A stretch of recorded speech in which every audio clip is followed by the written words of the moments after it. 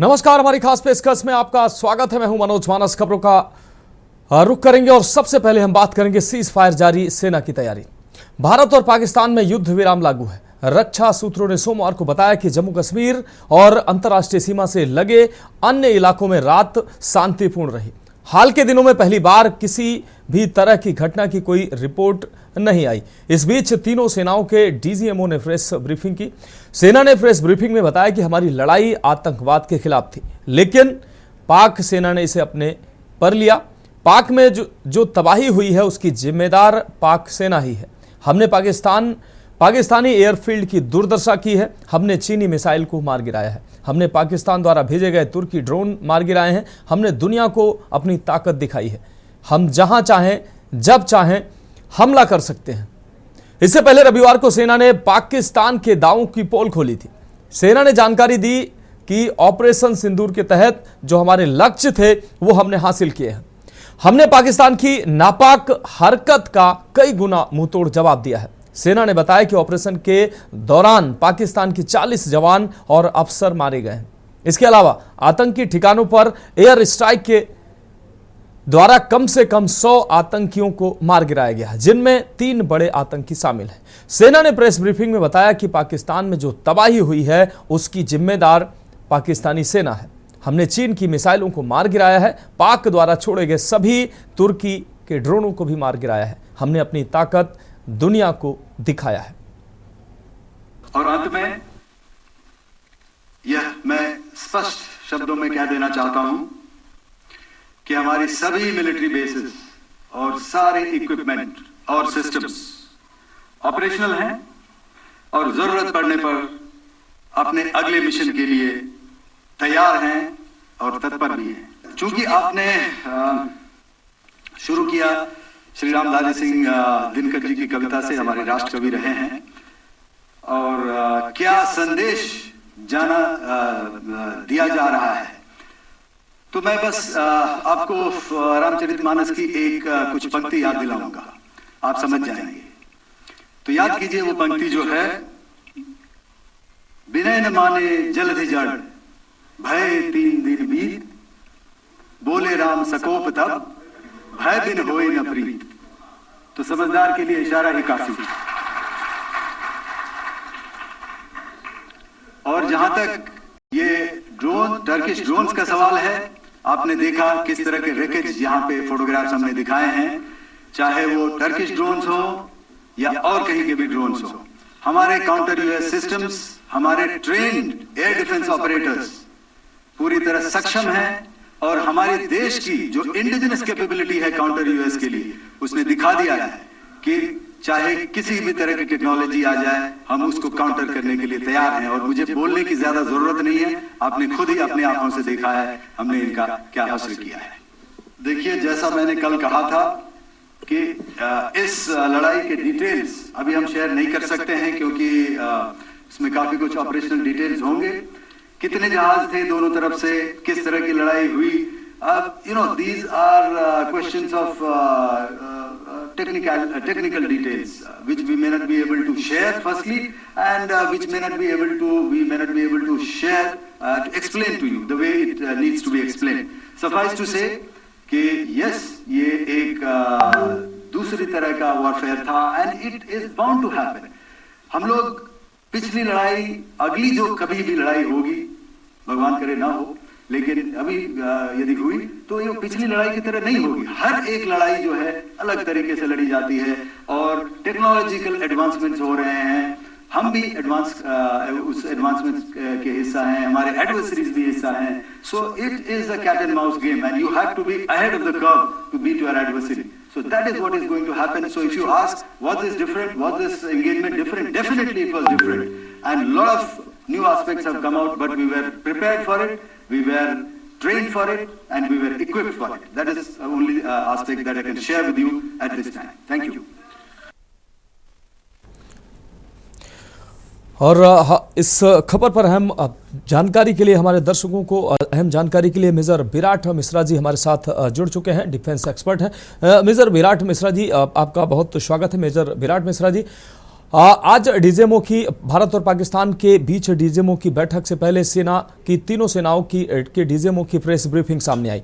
इसमें स्पष्ट तौर पर कहा गया कि अब हमारी जो लड़ाई थी वो आतंकवाद से थी, लेकिन पाकिस्तानी सेना ने इसको अपने ऊपर लिया, आतंकवादियों को डिफेंड किया पाकिस्तानी सेना ने, और उसका खामियाजा पाकिस्तान की सेना को भुगतना पड़ा। और भारत ने अंदर घुसकर जो तबाही मचाई है उसको सेना ने कहा कि हमने दुनिया को ताकत दिखाई है और हम अब जब चाहेंगे, जहां चाहेंगे और जैसे चाहेंगे हम आतंकवाद पर वार करेंगे। इसको सर कैसे देखते हैं आप?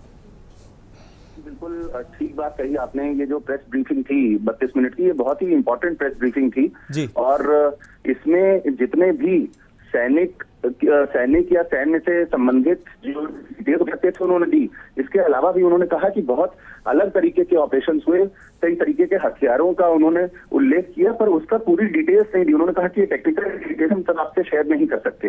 पर यहाँ पे देखने वाली बात यह है कि हमारा जो एयर डिफेंस था उसने जबरदस्त काम किया है पाकिस्तान के मंसूबों को, नापाक मंसूबों को हराने के लिए।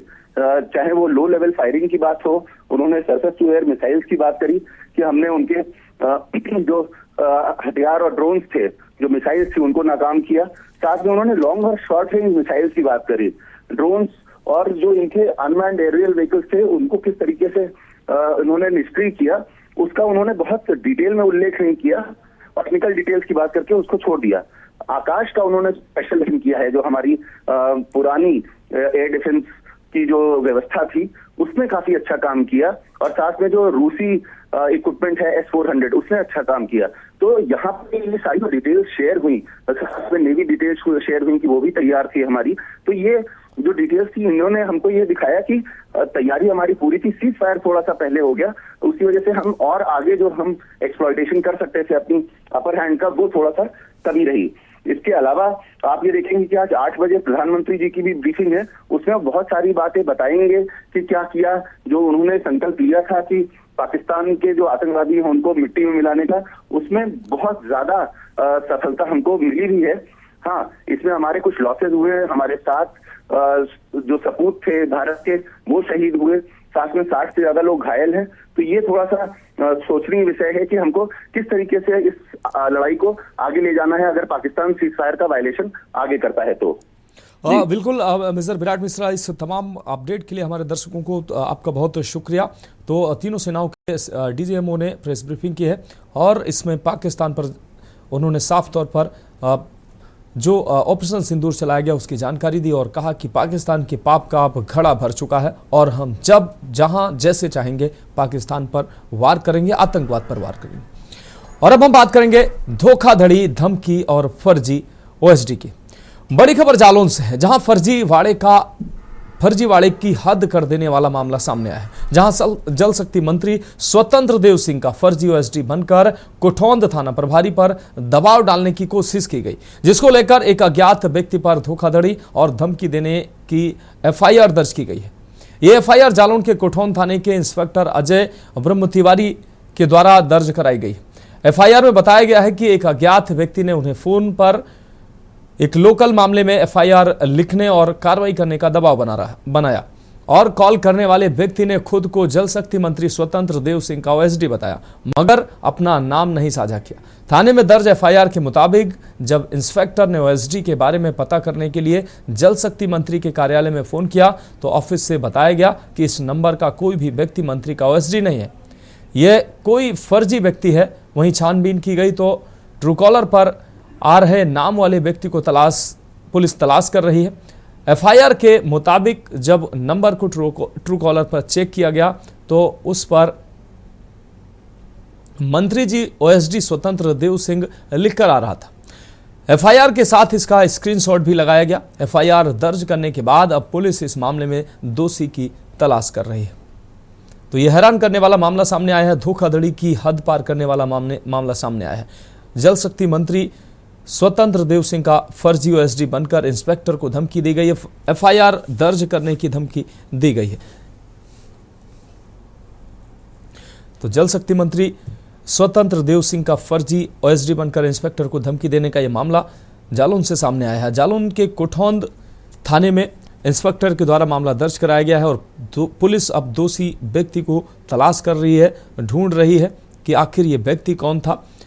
मंत्री स्वतंत्र देव के कार्यालय में जब फोन कर इंस्पेक्टर ने जानकारी करनी चाहिए कि आखिर ये व्यक्ति इस नाम का, चूंकि कॉल करने वाले व्यक्ति ने अपना नाम नहीं बताया था, तो पता किया गया कि आखिर ये नंबर रखने वाला कोई व्यक्ति मंत्री जी का ओएसडी है या नहीं है।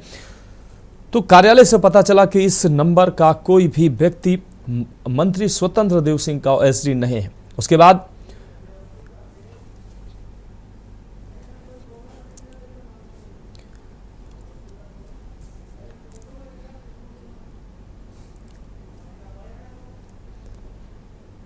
तो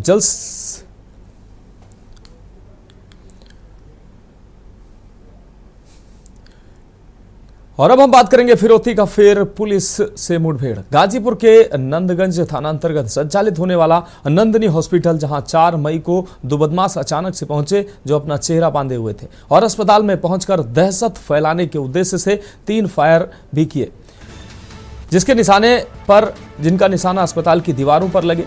गोलियां, जो दीवारों पर गोलियां लगी है वो गवाही दे रही हैं और इस बात की जानकारी अस्पताल संचालिका रितु पाठक के द्वारा पुलिस को दी गई। पुलिस ने इस मामले में अज्ञात के खिलाफ 5 मई को मुकदमा दर्ज किया। अभी पुलिस इस मामले में छानबीन कर रही थी कि 9 मई को 2 बदमाश मोटरसाइकिल से पहुंचते हैं और अस्पताल के काउंटर पर एक पर्ची काउंटर पर खड़े होकर व्यक्ति को देकर चले जाते हैं। बाद में जब अस्पताल के संचालक ने उस पर्ची को देखा तो उस पर लिखा था, बहुत इधर उधर घूम लिए, 10 लाख रुपए की व्यवस्था कर डॉक्टर, नहीं तो इस बार केबिन पर गोली ना चली, शरीर पर चली, केबिन पर गोली नहीं चलेगी बल्कि शरीर पर गोली चलेगी। इसके बाद अस्पताल संचालक ने इसकी जानकारी पुलिस को दी और पुलिस ने भी इन बदमाशों की खोजबीन शुरू की। और एक दिन पूर्व इस मामले में 2 बदमाश अमन यादव पुत्र अजय यादव निवासी ग्राम सकरा थाना कोतवाली और अमन यादव पुत्र अंगद यादव ग्राम वेलसड़ी थाना करंडा को गिरफ्तार कर अस्पताल में फायरिंग में प्रयोग किए गए असलहे की बरामदगी भी की गई है। आपको बता दें, पुलिस से इनकी मुठभेड़ हुई। बरामदगी के लिए बीती रात इनकी निशानदेही पर ले जा रहे थे। इस दौरान मौका देखकर बदमाशों ने पुलिस पर फायरिंग कर दी। फायरिंग करने का प्रयास जब ये करने लगे, इसके बाद पुलिस ने भी गोली चलाई, जिसके बाद दोनों बदमाशों के बाएं पैर में गोली लगी और वो घायल हो गए। इसके बाद उन्हें तत्काल प्राथमिक उपचार के लिए सामुदायिक स्वास्थ्य केंद्र भेजा गया। पूछताछ में बदमाशों ने बताया कि हम जेल जाने के डर से भागना चाहते थे, जिस कारण हमने पुलिस पर फायरिंग की। इसमें जो भी गलती है उसको लेकर वो माफी मांगते नजर आए। दिनांक 4 तारीख को एक घटना हुई थी यहाँ नंदनी हॉस्पिटल जो नंदगंज में बना हुआ है। वहाँ पर एक बदमाश द्वारा वहाँ पर जो है आकर कई फायर किए थे उनके हॉस्पिटल के परिसर के अंदर। सीसीटीवी फुटेज में उसका क्लोजअप आया था, उसके आधार पर मुकदमा पंजीकृत किया गया। विवेचना के दौरान उसमें 2 अपराधी जो दोनों के नाम अमन है, एक बेलसड़ी करंडा का रहने वाला है और एक जो है सकरा कोतवाली का रहने वाला है। ये दोनों उसके अभियुक्त थे और जिनके द्वारा इस फायरिंग को अंजाम दिया गया था। एक बाहर खड़ा हुआ था, एक के द्वारा अंदर फायरिंग करके जो है सनसनीखेज वारदात की गई थी।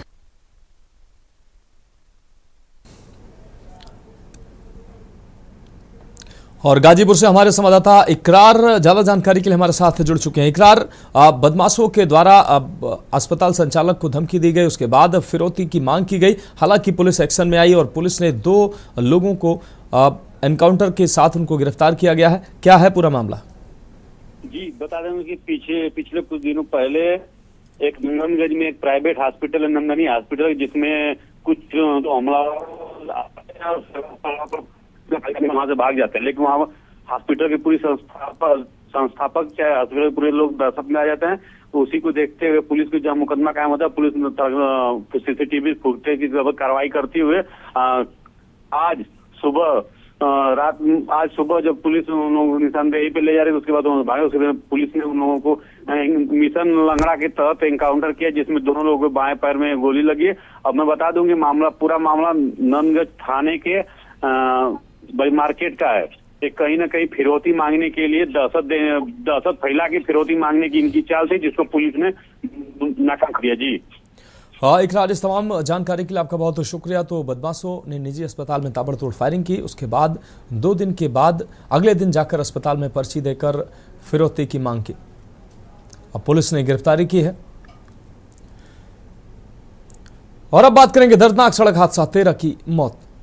बीती राजधानी रायपुर से बलौदा बाजार खरोरा मुख्य मार्ग में ग्राम बंगोली के पास भीषण सड़क हादसा हो गया, जिसमें 13 लोगों की मौत हो गई, जबकि 15 लोग घायल हो गए हैं। सभी एक ही परिवार के लोग बताए जा रहे हैं। सभी ग्रामीण एक पारिवारिक कार्यक्रम से घर के लिए लौट रहे थे, तब यह हादसा हुआ। एक तेज रफ्तार मालवाहक वाहन अनियंत्रित होकर पहले एक ट्रक और फिर हाईवा से जाकर टकरा गया। टक्कर इतनी जोरदार थी कि वाहन में सवार ज्यादातर लोग उछलकर सड़क पर जा गिरे। घटना की जानकारी मिलते ही मौके पर तुरंत प्रशासनिक अमला पहुंचा। घायलों को राजधानी रायपुर स्थित मेडिकल कॉलेज ले जाएगा, जहां उनका इलाज जारी है। सभी घायल और मृतक ग्राम चटोद के रहने वाले थे।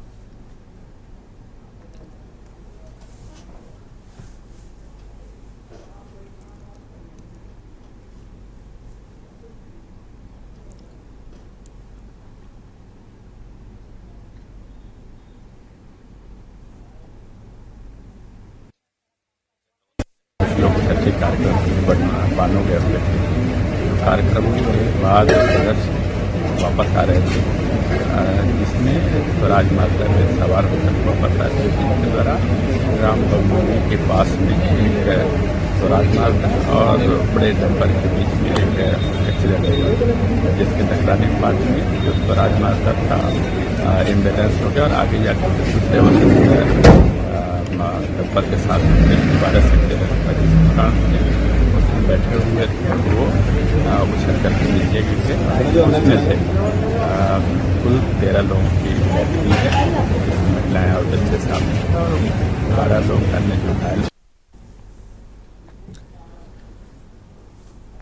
और इस खबर पर अहम अपडेट के लिए हमारे संवाददाता अभिषेक सावल हमारे साथ जुड़ गए हैं। अभिषेक, रायपुर खरोरा मार्ग पर भीषण सड़क हादसा हुआ, जिसमें 13 लोगों की मौत हुई है, जबकि 15 से ज्यादा लोग घायल हैं। कैसे ये दुखद घटना घटित हुई, अभिषेक?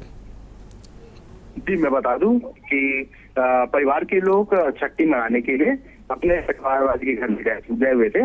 वहां से जब लौट रहे थे तो मालवाहक जिसमें इन लोग बैठे हुए थे मालवाहक में, वहां पे आते वक्त एक ट्रक खड़ा था। ट्रक से वो भिड़त होने के बाद में वहीं पे 13 लोगों की मृत्यु हो गई और 14 लोग घायल हो गए।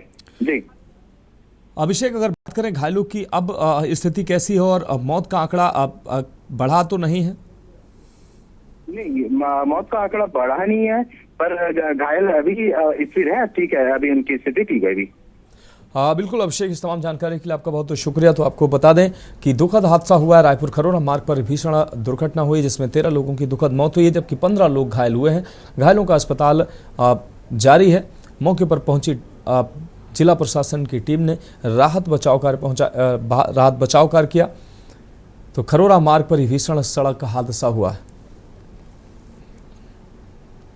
हादसे में 13 लोगों की मौत हुई, जबकि 15 लोग घायल हुए हैं। छत्तीसगढ़ के रायपुर खरोरा मार्ग पर यह हादसा हुआ। और आगे हम बात करेंगे हत्या या आत्महत्या, उठते सवाल, एक ब्रेक के बाद। आप देख रहे हैं के न्यूज, खबरों का सारथी। तो ब्रेक के बाद हमारी खास पेशकश में एक बार फिर से आपका स्वागत है। हम बात कर रहे हैं हत्या या आत्महत्या, उठते सवाल। खबर उन्नाव से है, जहां अचलगंज थाना क्षेत्र के साहबखेड़ा गांव में एक दिल दहला देने वाली घटना सामने आई। गांव में रहने वाले अमित ने अपनी पत्नी और 2 मासूम बेटियों की कथित रूप से हत्या की। इसके बाद शायद आत्मग्लानि या सलाखों के पीछे जीवन बीतने के भय से स्वयं भी फांसी लगाकर आत्महत्या कर ली। सुबह मामले की जानकारी पाकर फील्ड यूनिट सहित थाना पुलिस ने मौके पर पहुंचकर जांच पड़ताल शुरू की। एक ही कमरे में 2 मासूमों सहित पति पत्नी के शव मिलने से पूरे गांव में सनसनी फैल गई। एसपी दीपक भूकर ने बताया कि शवों पर किसी तरह के चोट के निशान नहीं दिख रहे हैं, इसलिए पहली नजर में पूरा मामला मानसिक तनाव और पारिवारिक कलह से जुड़ा लग रहा है। मृतक के भाई सहित पड़ोसियों ने पिछले कुछ दिनों से अमित के मानसिक परेशान रहने की बात स्वीकार की है। फिलहाल पुलिस शवों को पोस्टमार्टम के लिए भेजकर पूरे मामले की जांच कर रही है। बच्चलगंज थाने पे सूचना मिली कि शाखेड़ा गांव में एक अमित यादव नाम का व्यक्ति है, उसने फांसी लगा ली है। इसमें सूचना पे पुलिस मौके पे पहुंची और इसमें ये तथ्य प्रकाश में आए हैं जो प्रथम दृष्टया लग रहे हैं कि इसकी पत्नी और 2 बच्चियां उनको मारकर और फिर इसने स्वयं फांसी लगाई है। बाकी इसमें जितने भी तथ्य हैं सभी तथ्यों की गहनता से पुलिस जांच करेगी। अभी पीएम के लिए जो बॉडी है, क्योंकि फील्ड यूनिट यहाँ पे आई है, वो भी गहनता से इसमें जांच कर रही है और पीएम के लिए बॉडी को भिजवाया जा रहा है और जो भी तथ्य प्रकाश में आएंगे उसके आधार पर पुलिस इसमें कार्रवाई सुनिश्चित करेगी। और अब हम बात करेंगे अहम रिपोर्ट की। फुल प्रूफ तैयारी, यात्रा जारी। उत्तराखंड की चारधाम यात्रा विधिवत रूप से चल रही है, जिसमें यूपी, राजस्थान, महाराष्ट्र, गुजरात, दिल्ली, एनसीआर सहित देश के अन्य राज्यों से भारी संख्या में तीर्थयात्री दर्शन करने उत्तराखंड पहुंच रहे हैं। चारधाम में अब तक 27 लाख से ज्यादा श्रद्धालुओं ने रजिस्ट्रेशन करा लिया है। चारों धामों में से केदारनाथ धाम जाने वाले तीर्थयात्रियों की संख्या सर्वाधिक है। भारत और पाकिस्तान के बीच तनाव के मद्देनजर उत्तराखंड के धार्मिक स्थलों सहित टूरिस्ट स्पॉट में सुरक्षा को बढ़ा दिया गया है और अब तक देखा गया था कि भारत पाकिस्तान के तनाव के चलते यात्रा पर भी इसका अच्छा खासा असर देखने को मिल रहा था। अब तनाव खत्म होते ही यात्रा भी अपनी पटरी पर लौटती दिख रही है। ये रिपोर्ट देखिए।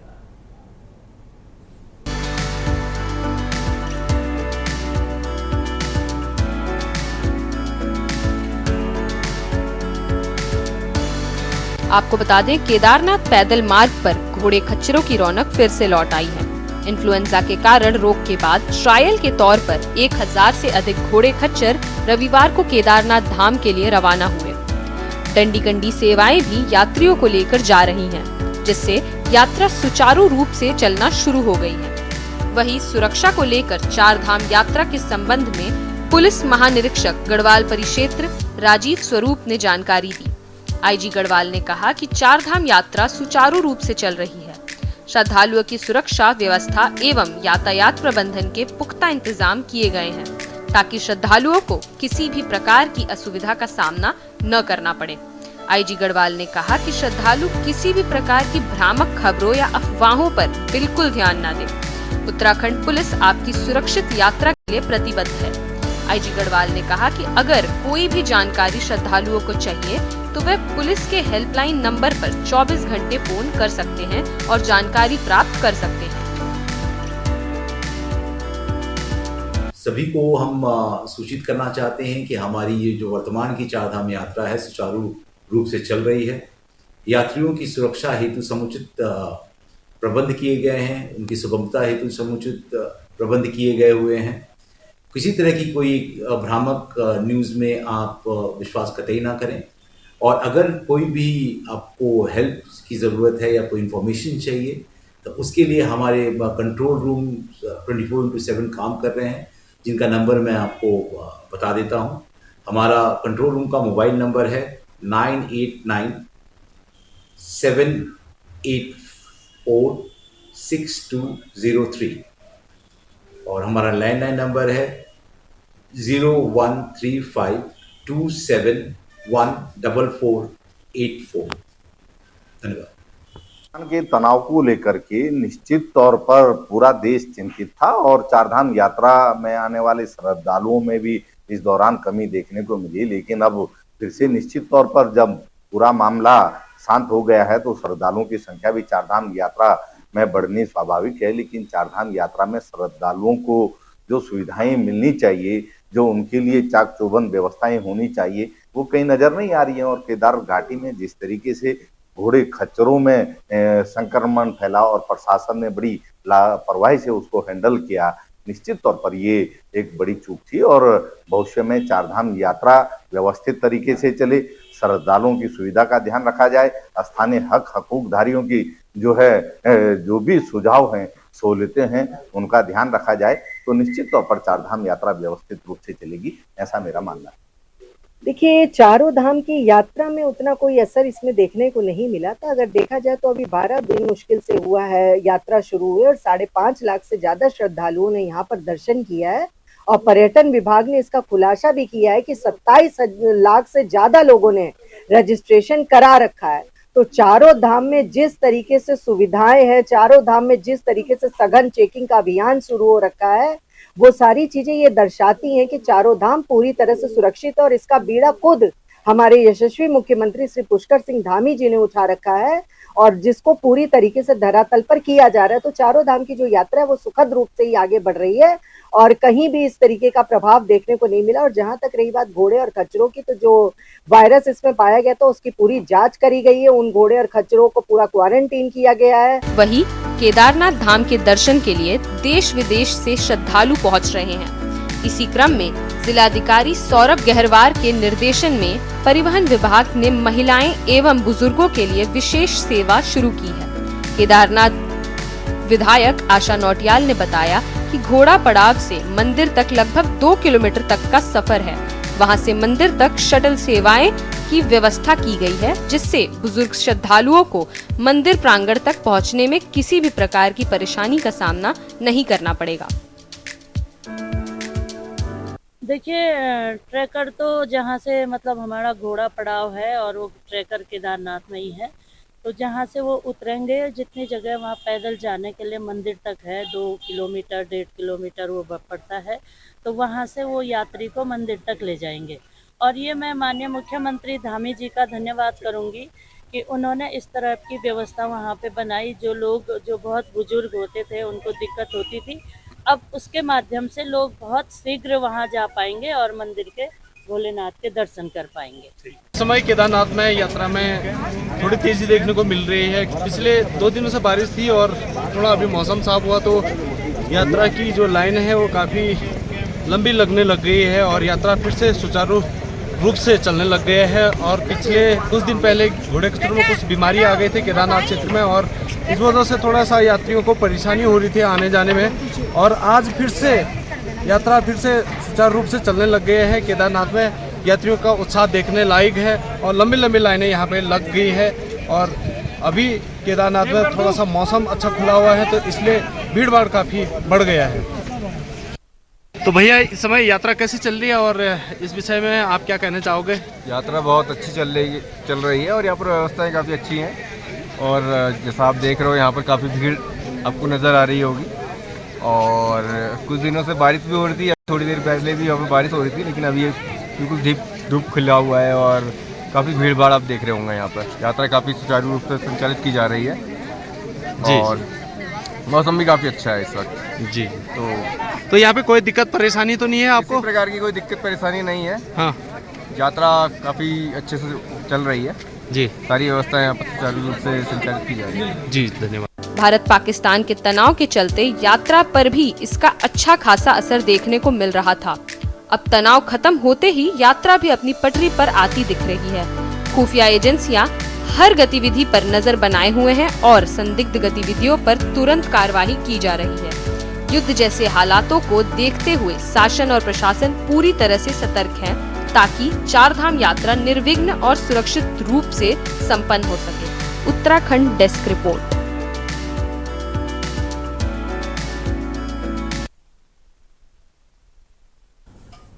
तो फिलहाल हमारी खास पेशकश में अभी के लिए मेरे साथ इतना ही। मुझे दीजिए इजाजत और आप देखते रहिए के न्यूज इंडिया।